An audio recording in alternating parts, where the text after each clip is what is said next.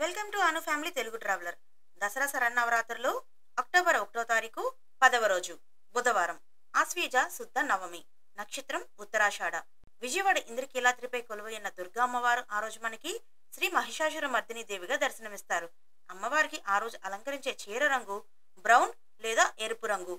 శంఖం పువ్వులతో అమ్మవారిని పూజిస్తే చాలా మంచిది. నైవేద్యం చక్కెర పొంగలి.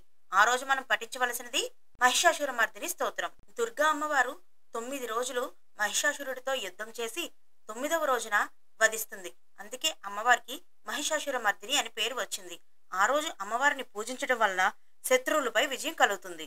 శ్రీశైలంలో కొలువై ఉన్న భ్రమరాంబిక అమ్మవారు మనకి 10వ రోజున సిద్ధిదాత్రిగా దర్శనమిస్తారు.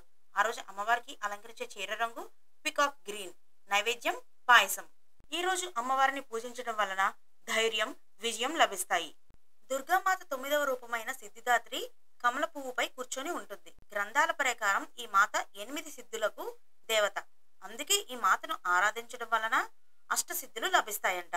పరమేశ్వరుడు కూడా సిద్ధిదాత్రి దేవి అనుగ్రహంతో అష్టసిద్ధులను పొందాడంట. ఈ వీడియోని లైక్ చేసి అందరికీ షేర్ చేయండి. Thanks for watching.